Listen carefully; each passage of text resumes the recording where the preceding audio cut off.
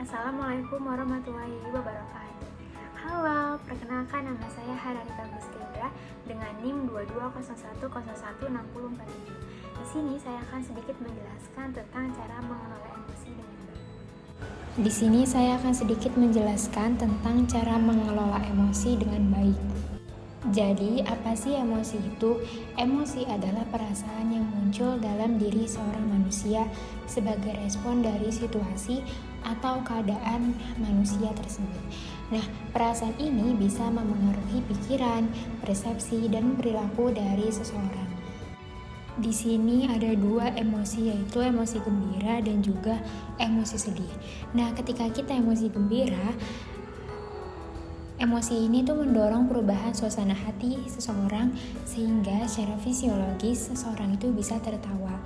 Nah, sedangkan emosi sedih ini dapat mendorong seseorang berperilaku jadi menangis.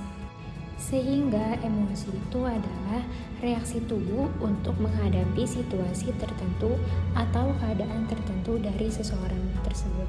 Nah, situasi yang dihadapi ini mencakup emosi marah, malu, bahagia, takut, dan juga sedih. Selanjutnya, ini ada jenis-jenis emosi. Jenis-jenis emosi ini ada 3. Yang pertama, emosi yang berkaitan dengan perasaan. Misalnya perasaan dingin, panas, hangat, sejuk, dan lainnya. Nah, muncullah emosi seperti lebih banyak dirasakan karena faktor fisik di luar individu. Misalnya seperti cuaca, kondisi ruangan, dan tempat di mana individu itu sedang berada. Jenis yang kedua itu ada emosi yang berkaitan dengan kondisi fisiologis, misalnya seperti sakit, meriang, dan lainnya. Nah, munculnya emosi fisiologis ini lebih banyak dirasakan karena faktor dari kesehatan diri seseorang. Jenis yang terakhir itu ada emosi yang berkaitan dengan kondisi psikologis, misalnya seperti cinta, rindu, sayang, benci, dan lainnya. Nah, munculnya kondisi emosi psikologis ini lebih banyak dirasakan karena faktor hubungan dengan orang lain. Nah, ada 5 cara mengelola emosi dengan baik.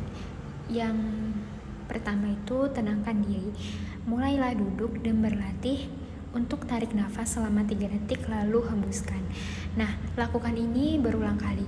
Walaupun tarik nafas ini tidak meredakan emosi, tapi setidaknya pikiran akan menjadi lebih tenang, dan dalam keadaan seperti ini keputusan selanjutnya akan lebih tepat dan lebih bijaksana.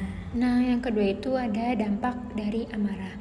Nah, pertimbangkan dampak yang terjadi jika amarah tidak terkontrol atau tidak stabil. Hubungan dengan keluarga, saudara, relasi, dan lainnya dapat merenggang bahkan hancur ketika kita marah yang tidak dapat terkontrol dengan baik. Nah, ketika keadaan lebih tenang, pikirkan langkah yang dapat kita ambil dalam suatu masalah. Yang ketiga itu jangan berlebihan. Nah, ketika sesuatu yang berlebihan tidaklah baik, apalagi emosi yang berlebihan saat sedang marah. Ketika sedang marah, cobalah untuk lebih tenang dan berpikir dengan jernih. Jangan bereaksi berlebihan ketika sedang marah. Marah itu boleh, tapi dengan wajar, sesuai dengan permasalahan yang terjadi. Nah, cara yang keempat itu berdoa.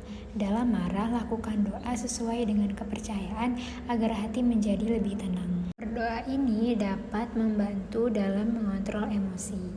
Dengan kepercayaan kepada Tuhan, dapat membuat diri kuat menghadapi suatu masalah dan berserah diri terhadap hasil yang akan membuat hati senantiasa ikhlas dan juga ridho. Cara yang terakhir yaitu dengan waktu yang tepat. Pahami bahwa berteriak dan menangis adalah hal yang wajar ketika sedang marah atau sedang dalam masalah. Tapi ada kalanya untuk kita dapat mengetahui waktu yang tepat untuk mengeluarkannya. Jangan asal melampiaskan emosi sesaat yang akhirnya akan disesali di kemudian hari. Mengendalikan emosi itu berbeda dengan meredam emosi. Meredam emosi itu adalah membatasi diri untuk mengekspresikan perasaan. Itu saja penjelasan singkat dari saya. Mohon maaf bila ada kesalahan. Kurang lebihnya mohon maaf. Terima kasih. Wassalamualaikum warahmatullahi wabarakatuh.